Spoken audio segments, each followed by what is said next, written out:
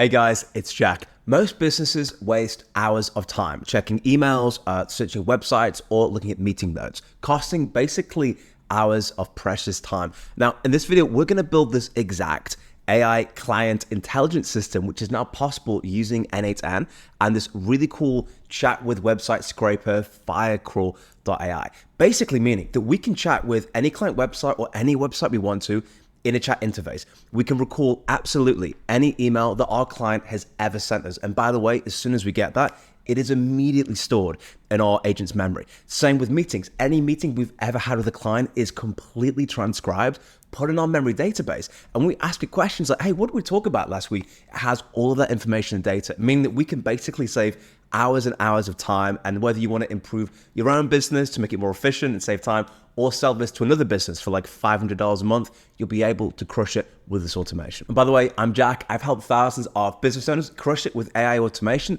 and build a 7-figure AI automation business myself. So if you're a business owner or you want to sell to business owners, I'm going to show you exactly how you build this entire system step by step. Even if you've never coded before or you don't know how to spell the word N8N, at the end of the video, you'll have a fully working automation.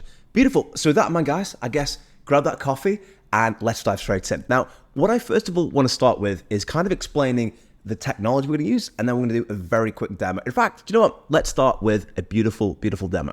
So architecturally, this is what's happening, okay? We have two scenarios. Scenario one, we have our AI agent, which is the guy that we chat to, and we have its memory. We have this process here, which is the vectorization of emails. In terms of we get an email, we do some fancy logic to understand, hey, is this from one of our clients? If it is, we're going to turn it into a document and store it in our memory. And thirdly, we've got this meeting thing, which will run periodically. It'll pull back all the meetings we've had, and every meeting you ever have with Firefly's AI, basically, again, it's going to save the transcript, add it to our database so we can ask it questions. Now, the way that our core agent warrants, now, what's really cool about this and why I think this is epic is we can now chat with websites using Firecrawl. Now, traditionally, we would do a HTTPS request, right, using this thing here. The problem with that is it returns all of the data from the homepage, or we'd spend ages downloading the entire website, which is not what we want. So for example, if I just type in this website as a quick for instance, which is grind.co.uk, which is a really cool coffee website, and I test step, we get all the HTML data. But the problem is, what if we want to ask a question about the careers or what vacancies are available or pricing that's on a sub page? It's very difficult to do that. But with the technology in the playground in Firecrawl, what we can do is we can actually ask it questions. So what Firecrawl enables to do is it does the scraping bit, but it's got like an agent in the scraper. So the agent looks at all of the information for us on the website and will pull back and extract what you ask it to. For example, check this out. I'm going to show you what it looks like here. I've added the website. You can add multiple websites, by the way. And what I'm going to say is, look, what do I want to find out? We could find out the company mission. What if I instead wanted to find out something like, I don't know, cheapest coffee, okay? Or what I'd say, look, I'd say, hey, I'd say find me the cheapest coffee on the website, okay? Beautiful. And I just say run. What this will then do is go onto the website and find out what the cheapest coffee is for me. So I'll come down here. Let's have a quick look. Hey, the cheapest coffee is 10 pod box for $6. Choose your blend, select house. Beautiful, right? Whereas before we'd have to do stuff. If I said instead, hey, go and find me mission. And I'd say, look, what is their mission? Mission statement. All right, beautiful. And then we can come down here and we can then, let's go ahead and run. Beautiful, give that a second. You can enable an agent, by the way, to interact and press buttons on the website, but that's also really cool. So now it's going through the website for us. Their mission is coffee company that lives in London from a cafe in Shoreditch to homes all over the world. Beautiful. That is the TLDR of Firecrawl. What we can also do with this, guys, is we can add an asterisk at the end of the website, which basically means that we will be able to search all of the pages on the website. So if I say, hey, what is their mission statement? And I do this one more time, one thing you'll see is it'll start going through all the different pages that you've got. You see, look at these tools, help, blogs, features, blah, blah, blah. Meaning it will literally check every single thing on the website to get us the answer, which is really freaking cool, meaning we don't need to download and pull all of that data back. Obviously, that's really freaking epic. Takes slightly longer, but it'll give us the data. So that's essentially how Firecrawl works. What we're doing is we're going to chat with it. It's got a few different features. First of all, it has access to an Airtable. Let me show you what this is. Now, I've used Airtable, but effectively what this is your CRM. It's where you store all of your clients. So if I come down here to clients, for example, I've got 2 in here, as a for instance, okay? I've got the company, I've got their email address, and then the email. The reason why I've got that, guys, is because when I want to vectorize emails, I want to be able to identify who that email is from and which client it basically pertains to. So if it's one of my clients, it goes in my knowledge database. And if it isn't, we disregard it. And we know that because we've got some core logic. By the way, that also has some fancy things that will check the body of the email, the subject line. So even if it's from a different email address or it's an internal email, it will still recognize and bring it up. And the same with the meeting vectorization. So the reason I've got this here is if I just say to the chatbot, hey, dude, could you just check Grind's website and tell me what their cheapest coffee is? I don't need to give it the full URL because it checks its knowledge database to find that piece of information for us. Okay, cool. It's got memory, which means it remembers the conversations you've had. Obviously, we powered it by AI, and here's its vector database that it's accessing for its memory. Now, what's really cool is a Sub-Agent work tool. So I spent hours on this trying different routes, and because basically what we need to do is do a request to scrape and then a request to pull it back. And what I found was I tried different things. I thought about what if we just had a linear flow, but then you couldn't really have a conversation with it. Well, what if we gave this agent the ability to scrape and to pull back? But what was happening was you'd have a chat and say, look, go and find it for me. And it'd say, just come and ask me again in 30 seconds when I got the data. So what I built instead was a sub-agent tool. So effectively, it calls this work tool here that goes through to the sub-agent. Now, the sub-agent will scrape the data. It will go ahead and grab that data. And then we have this really beautiful loop that keeps on checking to see if the data is available. And the second that it is, it sends it straight back over to our client intelligent box. So let's see what this looks like. I've opened the chat window. I'm going to say, hey, what is the cheapest product on Grind's website? We hit enter.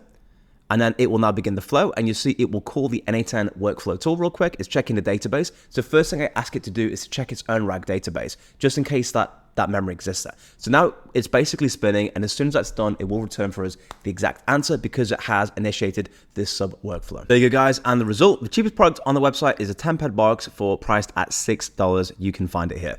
Beautiful. So we have crushed that. Now, let's go check out the next part, and then we'll go together and build this entire thing. So Gmail trigger, let's have a quick go at this one, guys, and see what this looks like. So if I click on test workflow, this will pull down the latest email I got. It grabs the email, it searches our database to see and basically pull down all of our client information, and then formats it and does this code. This code here, guys, is really cool.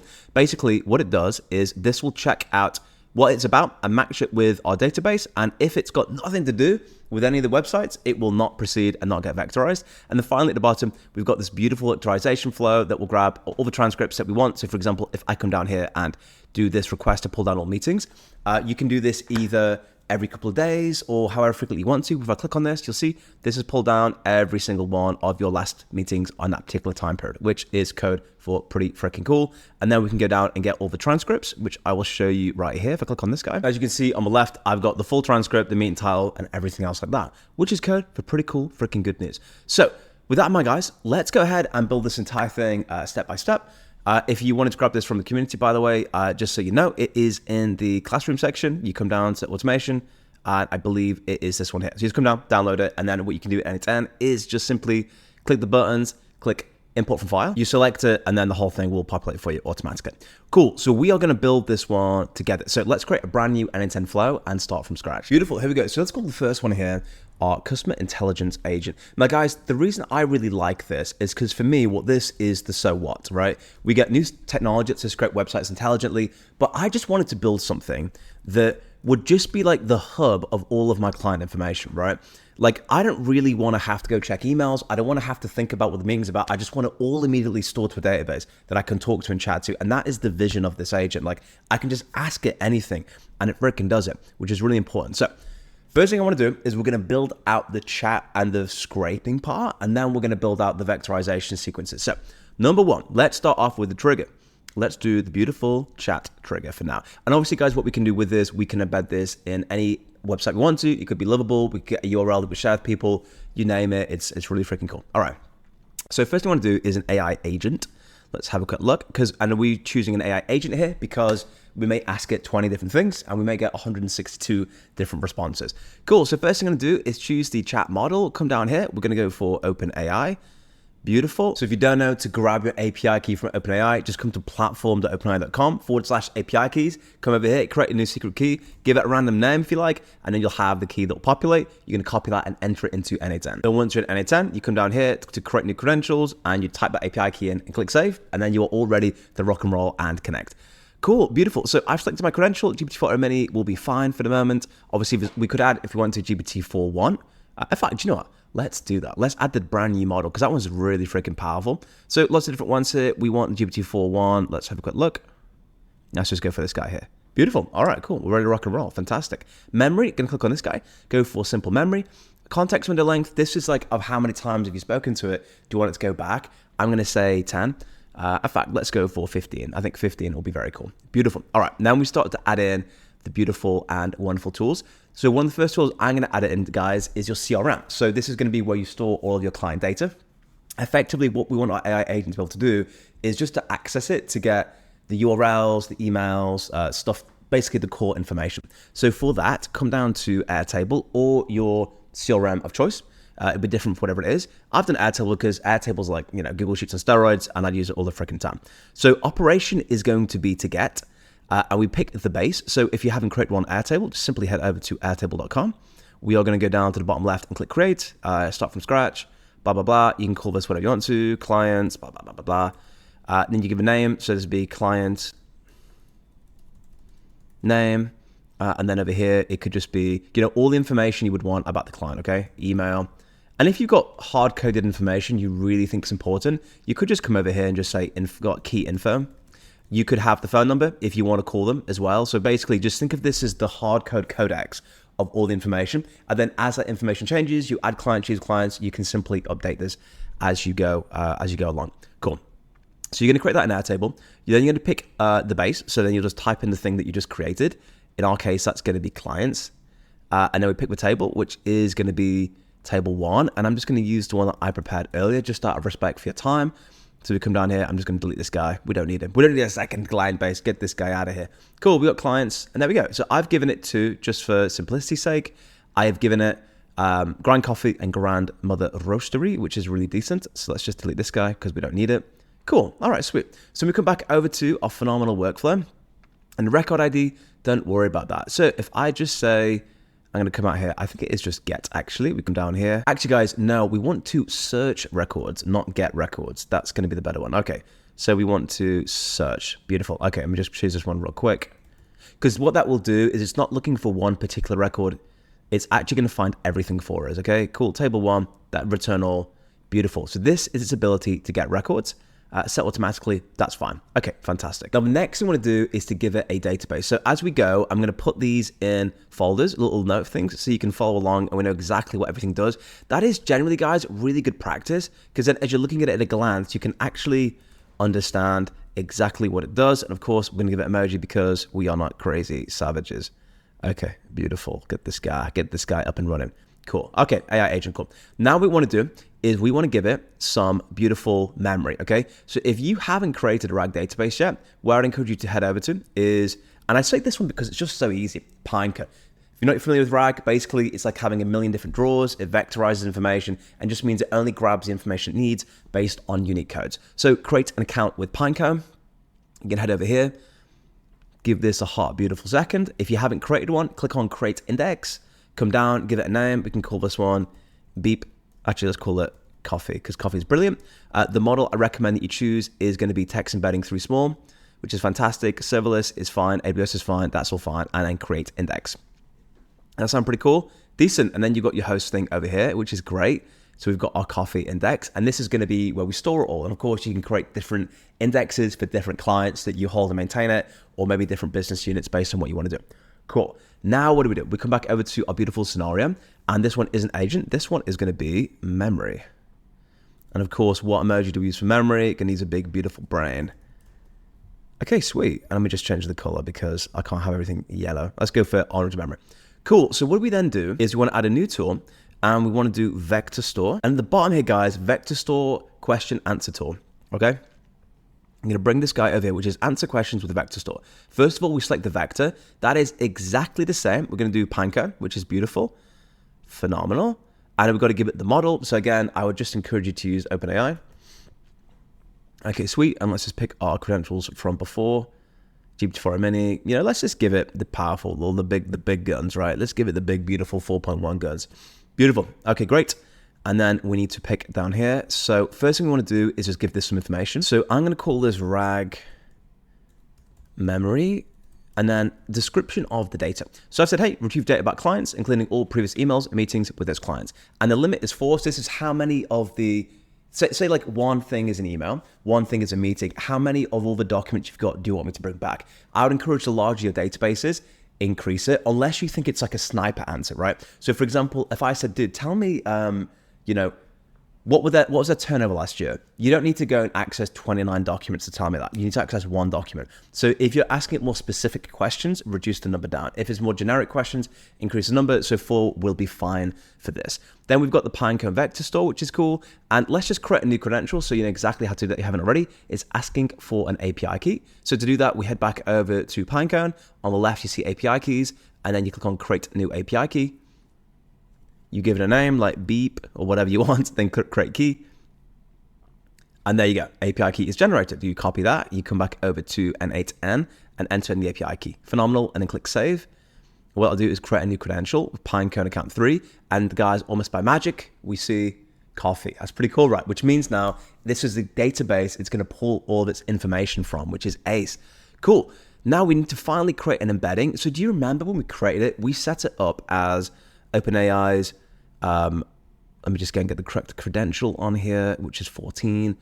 We got the model, which is cool. Text embedding 3 small. That's one we select because that's the same code, the same kind of system that we did on Pinecone. So they need to be the same. Beautiful. Okay, so now we have given it the ability to retrieve information from Pinecone, which is pretty freaking cool. And we'll use that when we start loading memory in later. All right, sweet. So the next thing we want to do is to create a sub-agent workflow to go ahead and grab Firefly. Now remember, when we're building this, we need to do a couple of things, right? We need it to go ahead and scrape data. We need to go forth and scrape the data. Then what we need to say is when that scrape is complete, which could take 20 seconds, 40 seconds, how long it is, we need to send another request to go ahead and grab that data, which is the 2 things that we need to do, and then send it straight back. I've built it this way to make it as frictionless as possible for you as a user building it. I tried 3 different versions. I figured that this would be the best one and the best way to go about it. But of course, there are always different ways to do things and you can try those out. So this one here, we're gonna call, let's just call this one Firecrawl Scraper. And then add a little fire emoji. Beautiful. All right, cool. So the first thing we're going to do with this one is, and also really cool if you've not done this before, way to activate a sub-agent from a workflow. And when you would want to do that is when things are more complicated like this, where several things need to happen for us to get the information back, is when you would use another sub-agent. Whereas if it's just a go this and grab or whatever it is, you would just build it into the existing tool set. So think about it as like a threshold of complexity, after which it exceeds, we then would build a sub-agent workflow. Cool. So what do we do? Well, the first thing you would do is click on add first step in the scenario and type in, let's have a look, when executed by another workflow. Okay, cool. Then come back over here and all we're going to say to it is, look, call N8N workflow tool. Very, very, very cool. Beautiful. And then we get to pick the list. So what did we call this one? We call it Firecrawl Scraper. Little tip, guys, is just to remember to keep saving your sub-agent. If it stops, doesn't work, it's because you haven't saved and updated it. This is Firecrawl Scraper. So if I come back here, what am I looking for? I'm looking for Firecrawl Scraper. Beautiful. This is really ace. And then I want to give it a name and a description. So I'm going to paste this one in here, which is send the website, the prompt, and the property to this tool, and it will return information from the script website within X seconds. Okay, cool. Name is going to be scrape website data. Very, very cool. And now we just click off that, and then we are good to rock and roll, which is very, very cool. So now we've given it the ability to reach forth and do stuff like that. Now, when you head over to this section, one of the things you'll notice for, it wants some test JSON. So come down here and define using JSON example, okay? Now, what this is saying, guys, is like, how do you want me to receive the data? What is the data structure I should request from this like employee agent. This is like the employee working for the manager. This guy is the employee, this guy's the manager. The employee is saying, look, when I'm asked for this information, what's information you want me to tell the agent that I need back? And just to cut through the noise, I'm just gonna paste this in here. I'll put all this down below so you can just grab it and use it if you want to. It's like the simplest JSON thing ever. And you can just change the structure whenever you want to. It's really easy, right? If you want to add another one in, you just copy this, paste it down, bring this guy back, obviously, and you can change information and be ready to go. Cool. So this is what we're saying. We want 4 things. We want the website. We want to know what the prompt is. The website is what's the thing I'm scraping. The prompt is what's the thing you want me to search for on that website. The property is when I bring it back, what do you want me to title it? And then the required is what is the thing that you need me to get that I must bring back for you. It is my understanding of those 4 things. So we come off, I know we can test step. Nothing should really happen. Cool. Now guys, you see we've got these 4 beautiful website, prompt, property, and required. Cool, this is really decent. Now, what do we do next? What we want to kind of do now is add the go forth to Firecrawl and grab me the thing that I need. Now, what's really cool about Firecrawl, guys, is if you come over to docs.firecrawl.dev, you have these extract endpoints over here, which is really cool. And you can just test and have good fun with anything that you want to. So for example, if I say I want to extract, I can click on try it, and then it'll ask me for a prompt, ask me for schema, ask me for whatever I want to, and it will all appear here on the right hand side, which is really freaking cool. And when you want to, what you can actually do is come down to the curl. If you click on copy curl and come back, then I come down here to the sub agent. I type in HTTP request, click on import curl, enter that in there, and then import. And then you can see all the information has just appeared for us automatically, which is really freaking cool. So what I did though is I kind of took all the documentation with Firecrawl, I threw it into a language model, and I said, look, help me build this out. Now, what I would encourage you to do is to get this information. So the information I would want you to get, if I just come down here and just show you this, is look, if I come over to the schema and I pull this out, this is going to be the code for the website. This is going to be the code for the prompt. This is the code for the property, and this is a code for what is required. So what I did is I went over to ChatGPT. I basically fed it documentation and said, hey, here's the documentation for Firecrawl AI. I'd say, write me a curl request with these placeholders. Of course, you can just enter it in yourself, but if you just want to get the full thing, you can do that. Then you enter in the request and get the information back. And then once you pull that in, guys, you can come down and save the information like so.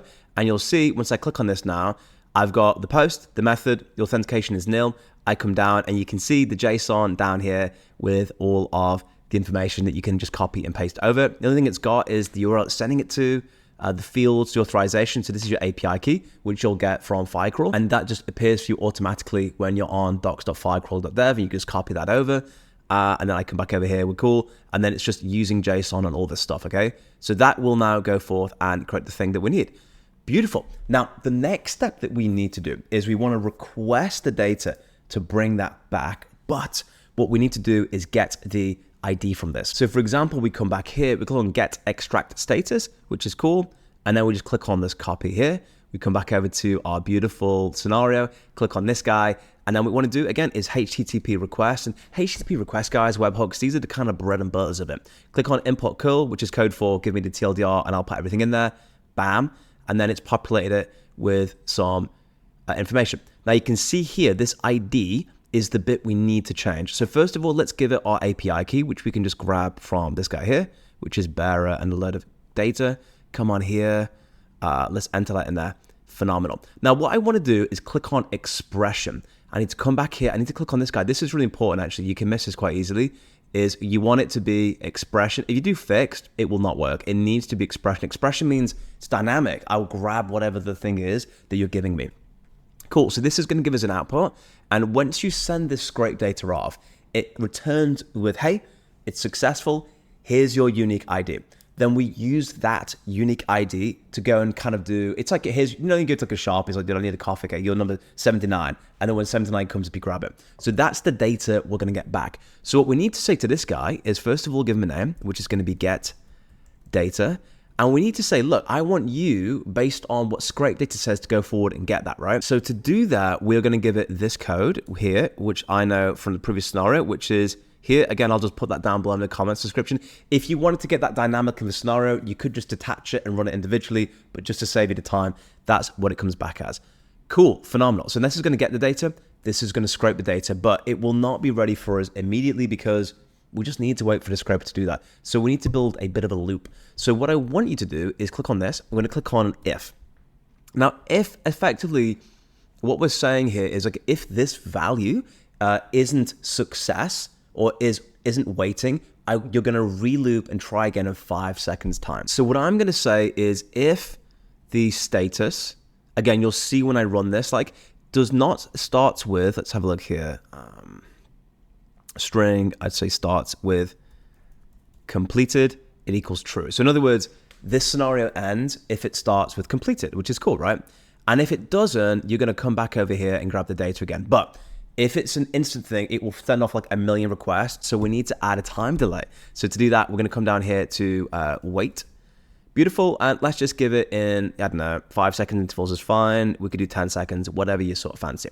Beautiful. So now we have this fantastic scenario that basically means if it's completed, it will keep on retrying the status every 10 seconds to see if it's ready. And if it is, then it'll send it back to our core agent. And if it isn't, it won't work. Cool. Now we hit beautiful save module. Fantastic. Come back to our big, beautiful customer intelligent agent. And I think, guys, it's at the point now where we can actually try it. So if I just say open chat and I say, hey, bro, what is Grind's cheapest product? Now, let's just see how this guy works. Checks the agent. Oops. So there's been a small error in the workflow. Cool. So let's figure out what's happened there. So come down. He wasn't able to access it. So let's just find out what we could do. This is great because I can show you some cool troubleshooting stuff with this now. Click on this guy. Bad request. Please check your parameters. You know what's happened, guys? We missed some big mistake. Do you see on this actual agent, what we need to do first of all is it said, look, I've been told by our sub-agent that I need 4 pieces of information from you, okay? What this magic button lets us do is let the model define what that information is. It wasn't working because we didn't send it over, which is cool. And the next thing we need to do as well is give this AI agent a prompt to tell it how to behave. So all we can do is come down here to add options and add in system message. And I'm going to give you the prompt that I prepared earlier. And this was with lots of love and affection and time I spent on this, but I'll just show what it's about. Roll, you're a customer intelligent agent. Your primary goal is to answer user questions about companies, clients, or related context by leveraging internal intelligence, structured databases, and external scoping when necessary. Core principles: prioritize existing knowledge before initiating data gathering. In other words, check your database, check Airtable. If you can just tell me, give it to me before scraping, okay? Always state the source of your answer. Response workflow. And we say, look, here's what you're going to do. First thing you're going to do is you're going to check your memory. That's number 1. Okay, awesome. Meaning summaries, email correspondence, project history, stakeholder details, blah, blah, blah.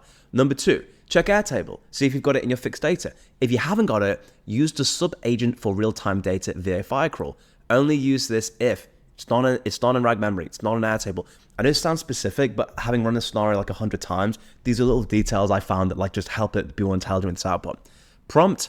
The sub-agent will, and it gives a description of what it does. You will wait for the result. You will present the answer to the user, and you'll say the data source and memory, and then some key things on its behavior. Cool. All right, sweet. So that's all that. We're giving it a really specific thing there. So if we click off this now, we click on save, and then let's open the chat. And now you see the session ID.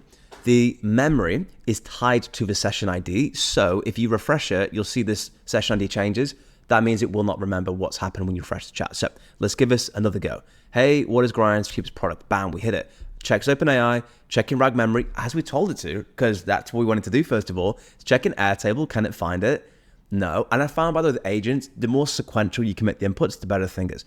Cool, so this has failed on the workbook. Let's find out why that hasn't worked. Bad request, please check your answers. Look at other info. So what we can do here, you see this view sub-execution bit? If we click that up, what that will let us do is kind of inspect the information of where it went wrong. So where it failed was in the first module. So I click into this guy, we can figure out what happened. We had a bad request. Let's have a quick look. Why? All right, guys, what we've actually didn't do is bring over the key bits of information, okay? So it's just sending out fake stuff. So you're gonna come down here to the URLs, you're gonna grab the website and pop them in there. Cool. And then we've got the prompt. So we come over here and we grab the prompt and we pop him in there. Sweet. And then we've got the object, which is fine. Properties, which is where we're at. Properties, these 2 arrows here, bring the property over. Beautiful. And then we've got required and then bring required over. Fantastic. Cool. then it's all good and dusted and we're sorted. And then we click save. So many times I've done it, I was like, dude, why is this not working? It's like, Jack, you didn't save it, dude. You need to go back and have one of those coffees real quick. Cool. And I love the editing function just to check out different stuff, like if it's not working. Cool, so refresh it. What if we say third time's a charm? What else could possibly go wrong? We set this workflow tool. Okay, that's working. We check the database, cool. Then I'll check Airtable. If it behaves, it has, doesn't have information, which is fine. Now it's calling the workflow tool, and that spinning is good news, which means that it's most likely now in this beautiful cycle of waiting and checking regularly. And again, I've just tried to build this to be simple as humanly possible. And look at this, guys, beautiful. The cheapest product on the website is a 10-pop box for $6. Two quick little details for you to know, by the way. Number one is, if it's going ahead and scraping the website, it can take like 30, 40 seconds to come back, maybe slightly longer based on how big the website is and how complicated it is. It's been my experience that if you're doing it on the website directly, it just seems to work within like 15 seconds. But the second you try to do it via API and finding information, it just seems to take longer. So just expect a slight delay with that. Just manage your expectations. Hopefully that increases in speed over time. The second thing I want to call out with this is that actually there's a cool thing you can do.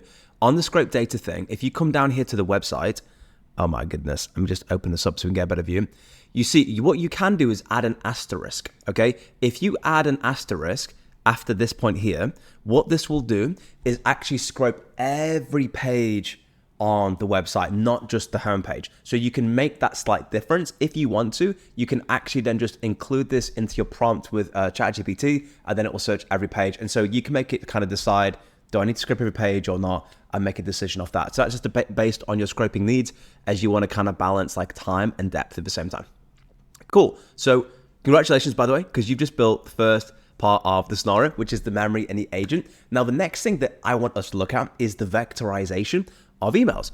So what does that look like? Well, what we're going to do first of all, guys, is come down here and look for email. I'm going to get a sip of my beautiful electrolyte filled water. Beautiful email. Now, I found it like easier just to kind of get the email coming in and then decide like, is it this or is it this, and kind of make a decision. So we're going to have triggers. We're going to go for down here in the triggers button on a message received. Beautiful. Okay, we can come down here. Let's see what deeply personal information I just got on a test event. So unselect simplify, because that won't give us all the data that we need. Click on fetch test event and let's see what I got an email on. Let's have a look. I got a message from, okay, this is cool. Cool, we got a message from a cool bro. All right, sweet.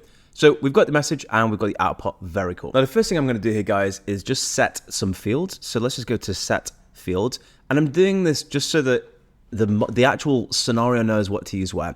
So let's first of all say, what we're going to do is like sender, right? That's going to be number one. So sender, we're going to find out the email address that sent us the email. In fact, guys, what I've done, I've sent myself an email, so I don't like dox some random person to email me. Okay, cool. We come over here, come down to email fields. Cool. And let's have a look at what we've done now. So sender is going to be the person who sent it. So let's grab that one on the left-hand side.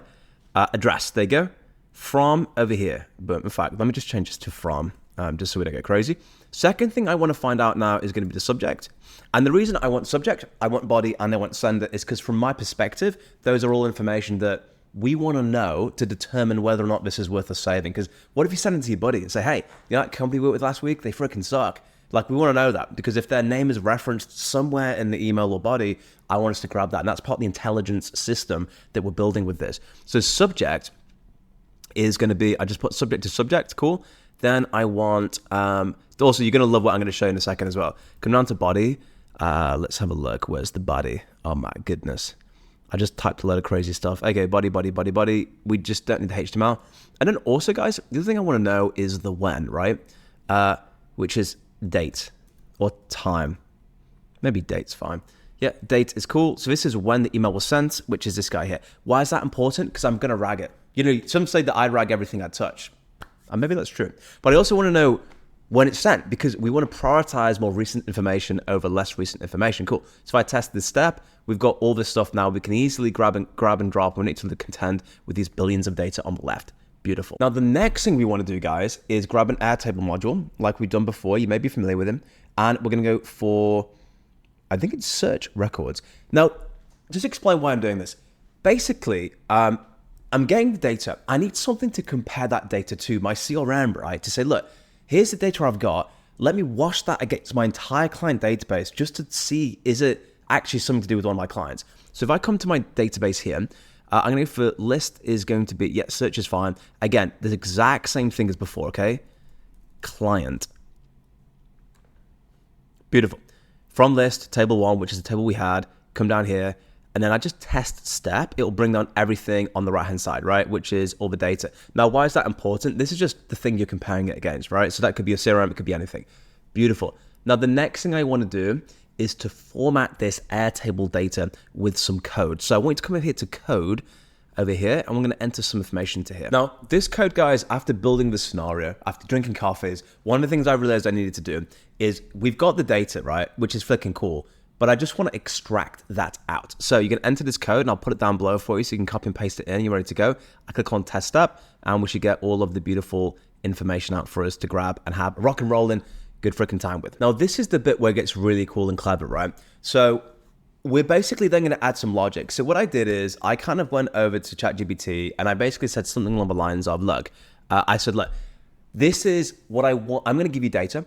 I'm going to give you the subject line. I'm going to give you the email address. I'm going to give you the body. And what I gave it those things. And I said, look, what I want you to do is write some creative code, some intelligence to validate whether or not that is relevant. So the code that I basically had that conversation, and you can, and this is why one of the really cool things about N10, guys, is that you can add these, I call them fudge modules, the fudger modules, which is, hey, this is what I've got. This is what I want. Just write me code to do it. So I click on code and basically I entered this really cool thing.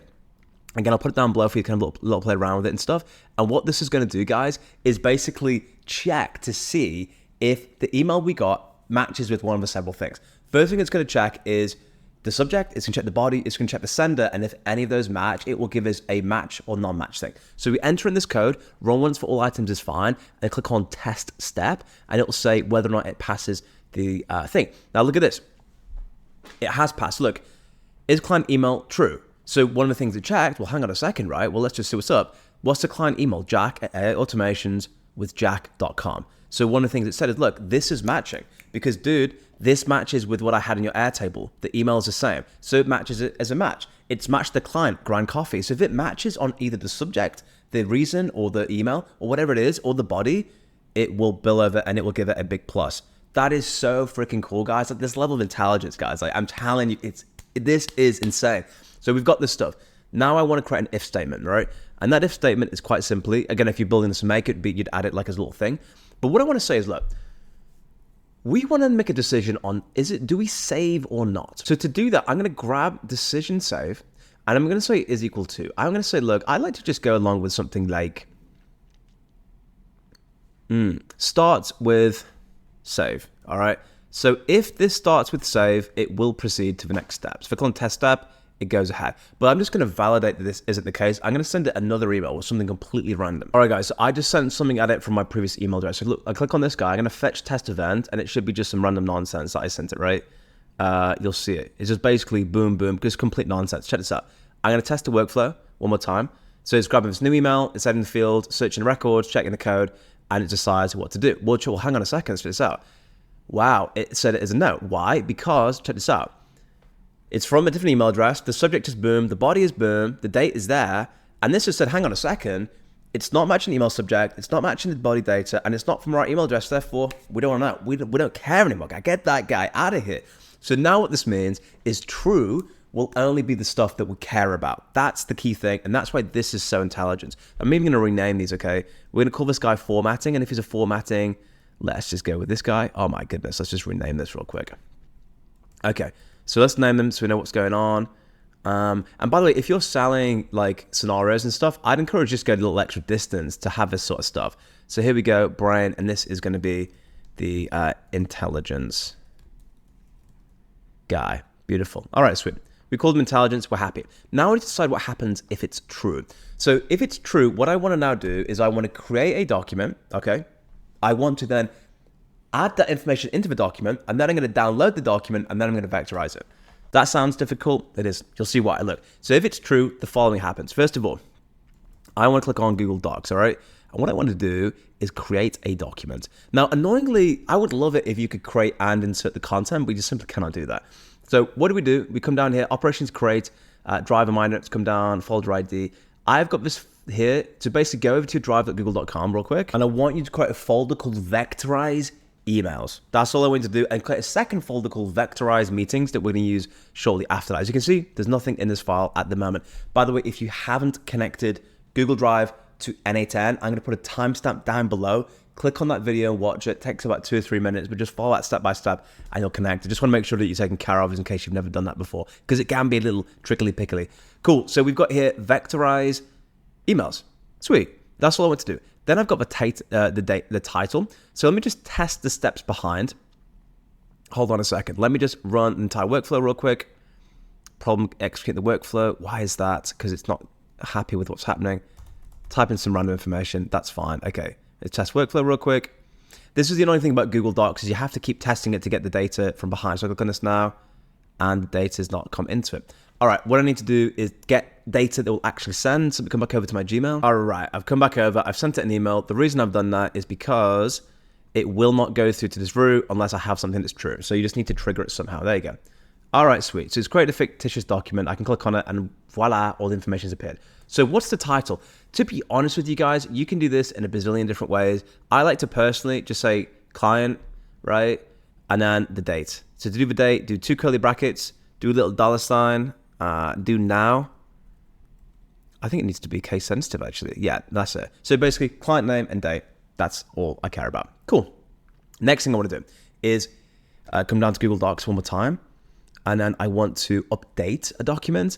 And I want to do the doc ID. So come over to the left and grab that guy, bring it over, which is cool, decent. And now we get to decide what we want to add in. So what we want to add in, first of all, is going to be the date. So where is the date on the left, which we got? So look guys, check this out. This is an interesting one. If I just grab the data which we need, right, and the edit field section, comes up as red. Can I determine which item to use? Execute node for more info. So instead of that, enter these 4 codes in instead. Edit fields first, JSON from, and then it will understand why.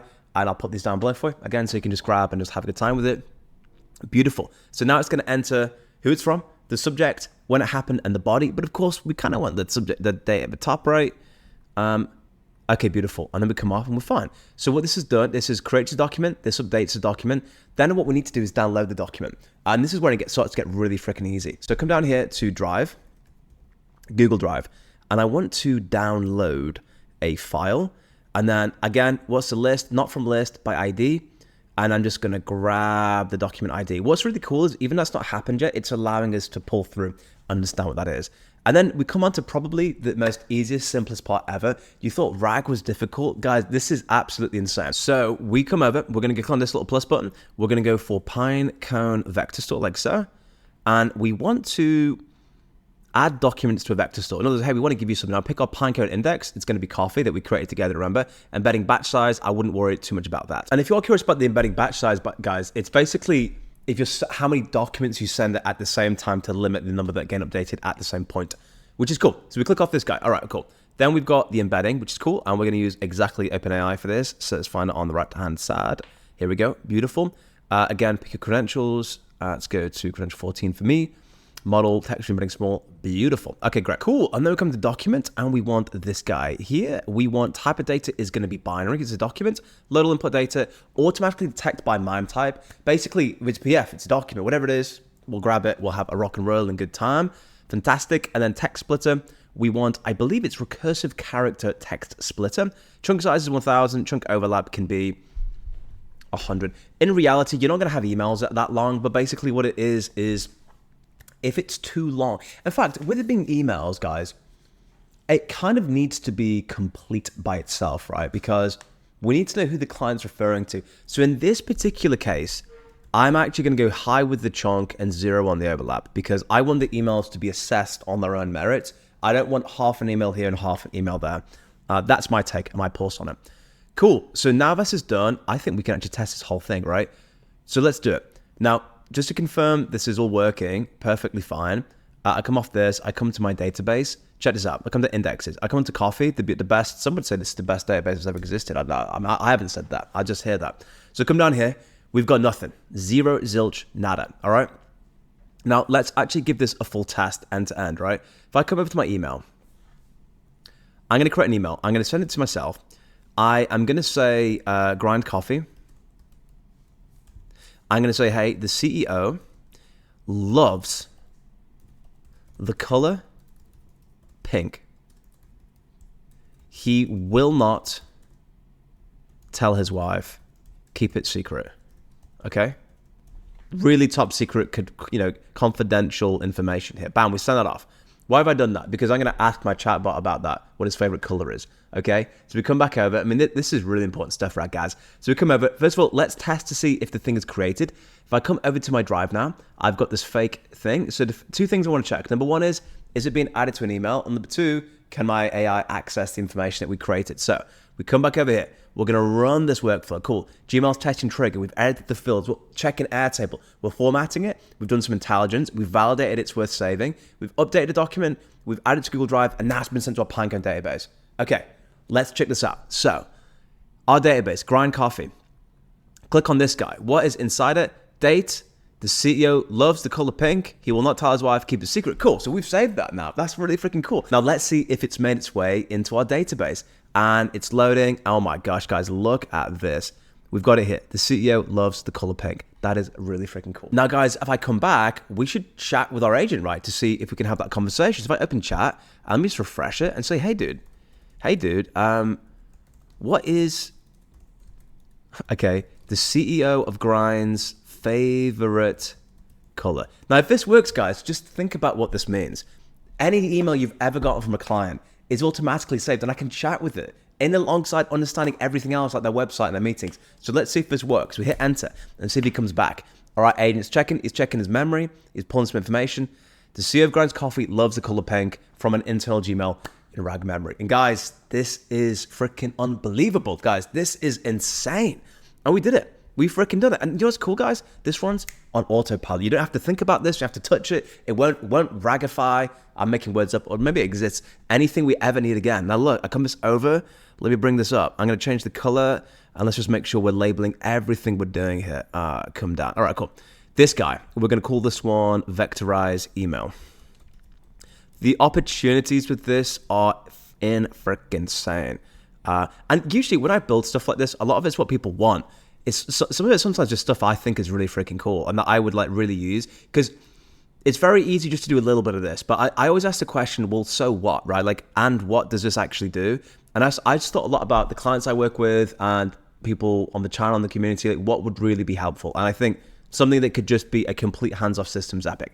Cool. We've done the agent, we've done the memory. Now we're going to do the meeting notes. Now, it's like there's a lot of different options. So I'm not, sponsored by these guys. This is just what I use personally. There could be better ones out there. I'm just telling you what I use, which is Fireflies. Now, Fireflies, another option I think is Fathom. Some people use Fathom. Now, what we want to happen here is we have an email. We have our AI join the call. Sometimes we call it Maverick in the community. And what we want him to do is to listen. He's going to take notes of the entire call, the entire transcript of everything that's said. And what Fireflies will do is send you an email after. So, look, dude, great conversation, by the way. Here's obviously talks about, here's the actions. And obviously with that, we can do whatever we want to. Now, I head over to Fireflies AI. I would open the app or sign in. Right, guys, you land in this. I want you to come left down to settings. I want you to scroll down to developer settings, and you'll see an API key. You just copy it. That's all we're going to do is freaking copy it. Then I'm going to come back over to our freaking awesome big brain scenario. Now, what we're going to do is we're going to do a HTTP request. Again, let's come down here, HTTP request. I'm going to come down here, and we're going to do a curl for this one, guys. So as always, the way that I usually do these HTTP requests is I simply go over to ChatGPT, and I say, hey, using Firefly's documentation, create a curl request to pull down all meeting IDs. Boom. And then I let it search fireflies.ai. So what we need to do with Fireflies, guys, is we need to do step one is to pull down the IDs. And then with those IDs, we then download the transcripts as a step two. Okay, really freaking cool. Nice. I like it. So what we do is we're going to come down here and copy, which is ace. And then we can come back over to our freaking awesome scenario, which is right here. Click on our HTTP request, import curl, enter the information, and then bam, we're there. And the only thing you need to do then is replace this with your API key. Now, here's an interesting thing I found out in testing this is the API will pull down basically the information as one item with loads of data subpoints. So what I want to do is add the fudge module, aka the code module, to take that as one item. And I just want it to split it out into 5 different things. So come down here, type in code, And what I want it to do is take all that information and basically just enter this in, and it'll take it from being 1 input to 5 inputs. There's obviously ways you can do this. It's just way freaking easy. Look, test step, I should get 5 inputs. That hasn't won. Let me just check out why that is. It's not connected to a trigger node. Okay, cool. So this is something you need to do. Okay, I'm going to cancel these guys. I'm going to deactivate bro. I'm going to come down and click on plus, type in add another trigger, type on trigger manually, find out where that trigger manually button went. That would be my feedback to N10. Like if I'm zoomed in, bring it where I'm looking. Please. It'll save me about 2 seconds a day. I'd really appreciate it. Now look, test workflow. Okay, cool. So we're testing it. HTTP request. We've got the code. Bam, 5 items. That's important because I want to vectorize each of the transcripts individually. I don't want to do it, you know, like freaking by itself, right? Do you know what I mean? Because now we need to do 5 ones instead of 1.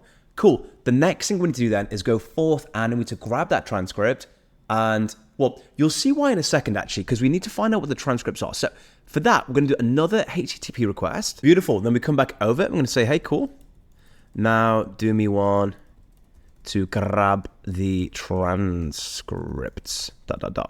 Cool. And we come back over to our freaking beautiful, beautiful scenario.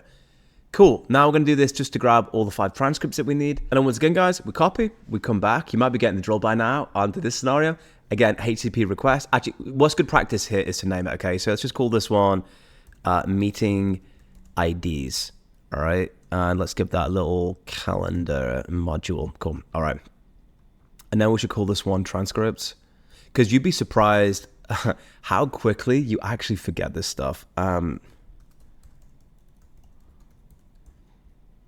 Okay, cool. Beautiful. Click on import curl, enter the information, bam, the whole thing's there. And then we just want to give our API key. Just remember, guys, it's bearer space then your API key. And what I've done, guys, with the transcripts, I've actually pinned it. So if I click into this, you can see we've got the data there, so we can now run the rest of the modules easily. Okay, cool. So let's think about this now. We've got the meeting IDs, we've got the code, we've got the transcripts. But the problem with this is when you actually look at the transcript, it's like sentence by sentence, like Jack said this, then Ben said this, then Jack said this. So what we want to do is to extrapolate that into one gigantic thing. So to do that, what we're going to do is give it some code. So let me just come over here real quick and rename this guy. So we're going to rename this one. I just call this data sorter. It's kind of not what it does, but we can include that anyway, right? Come down here, data sorter. Beautiful, cool. And then let's call this one here full transcript, guys. So come down to code, come to code, and again, oops, just give it a name real quick, which is extract full transcript. Cool. Come over and let's do a little coder thing because it's quite codelicious. Cool. And essentially what you're going to do is give the inputs, again, give it to ChatGPT. It'll give you some fancy code to make sure you extract all that stuff. A little tip, by the way, guys, one thing you want to do is you want to kind of grab what these variables are so that when ChatGPT does it, it knows the things that it's referencing. But just to save you all the headache, this is the code that you enter. And then you click on test step, and then we should get full transcripts on the right-hand side if it's done its job properly. It hasn't yet. Oh, I think this one fell because I did run once for all items rather than one for each item. Just double check that real quick. Okay, beautiful. Now we've got it, and I think we've got everything we need in the table, which is very cool. On a table, it should show the full transcript. Give that a hot second because there's lots of data. Sometimes it can take a hot second. Beautiful. All right, sweet. We've done it. We are ready to rock and roll. I'm just going to pin this data just to make our lives a bazillion times easier. Fantastic. And guys, the last steps are exactly the same as the step before. So in good classic automation fashion, do you know what Joe's going to do? He's going to copy all this stuff. And we're going to do the control C and the control V, baby. That's what we're going to do right here. So bring these over. Okay, fantastic. All right, cool. So, but what we need to do very quickly is just simply change one or two things. So first of all, create document. We need to change some of the info. So if I come over to table, first thing I want to do is give this a second. Obviously, we do want the date, clearly. Cool. All I'm going to do is come down, dates, come down, instead of now, grab full transcript, drop him in. Cool. Is there anything else we'd kind of want? Maybe like the date or something. Maybe meeting IDs. There's some interesting dates on that. I don't think so, actually. Maybe what the data scraper got for us on the first one. Because it didn't really bring anything back, did it? No.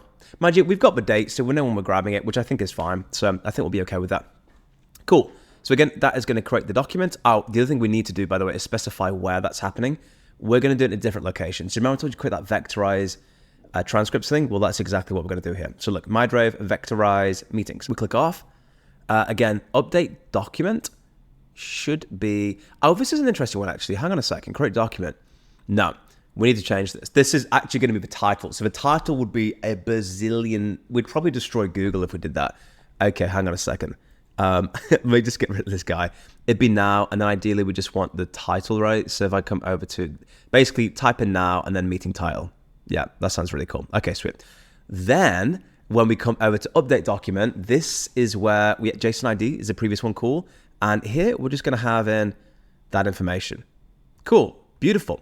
Then we've got download the file, which is exactly the same, and then it should just get vectorized brilliantly. So I think, guys, the only thing left to do is to freaking test this one out, right? So let's come forth and test workflow. Before I do that, let me just show you there's nothing in my Google Drive real quick, which is over here. Okay, beautiful. So there's nothing in my vectorized meetings. I've just deleted it from the last time I did this. I come over to the scenario.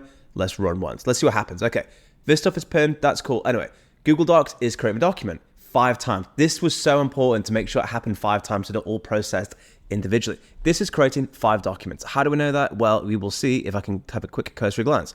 Bam, they're creating right now. I come back over, it's updating it with all of the information, all of the beautiful information. It's now downloading the file, which is cool. And now it's all being added to our vector database. One small thing we should do, actually, to be fair with you, is to change the, not the embedding batch size. I reckon we change the default, no, it's, there you go, recursive current text splitter. This one doesn't need to be so big. This one, I think, can be 2000 with a chunk overlap of 10%, 200. Yeah, I don't mind so much it being like this. It's done 5, it's done 5, it's done 5. So guys, let's go over now to our beautiful thing. We have 1 hit. Well, do we have 1 hit? Let's refresh it. We should start to see all of this appeared now in the vector database, which is freaking awesome. Okay, 6 hits, bam, all there. And now if I head over to my Google Drive, let's have a quick look. Where is that right now? Do we see 5? We should see 5 appearing. Let me just refresh the folder. There we go, that's looking promising to me. And then we've got all the data. If I click in, let's have a quick look. Okay, so when I click in, I'm just getting the date. So that means it didn't bring over the transcript. Let's just go back and fix that real quick. Let's find out why. Update document.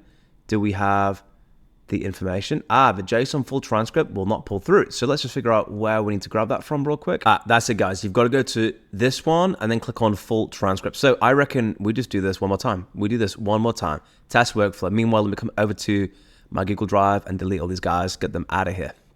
Get them removed and get them completely out of here. Come back to the scenario. This is running. Now, this is something that can completely change it for your business, but if you wanted to sell this, we've had guys on the channel, my last competitive intelligence automation, I said for $297 a month. We had lots of people in the community sell that. One guy did, I think now 80 different businesses paying $297 a month for that. This is something that genuinely, why wouldn't every business want to know more about their clients and things? Also, guys, this is something you could give away for free as a kind of nice lead magnet for your larger services, meaning it's code for pretty flippin' epic. Now look, I come over to this system here. Let's refresh it. And we should have all 5 documents with all the information into it. We know this if we start to see information. So let's have a quick look real quick. And dude, there we go. Hey broski, yo, how's it going, dude? It's going well, man. Long day, but good. Kevin, we need to get you shorter days. And just like that, guys, you can see all of the information has appeared in these documents. So it's pages long, guys. This one's 8 pages, but everything is there. And on top of that, if we come over here to our beautiful Pinecone database, we should now have 11 hits because it's all added in there, 10 hits. Freaking insane. There you go. Look, it's all there. It's all ready to rock and roll. And of course, just to finish off, let's give it a quick background. Beautiful. So vectorized meetings, email, the agent, the memory. If you want the full blueprints and support, you can check that out over in the school community. We have a 100% tech issue guarantee. So any problem you've got with this stuff, we will either fix it with you on a call, a COBOL, or in the community so you get that answer guaranteed. If you want to know what things AI agencies are selling, I'll give you this video here on screen somewhere where I sold 2 for $10,000. I'll show you what it is, how I work through it, and how you can replicate it yourself. In any case, have a beautiful week, and I'll see you in my next video.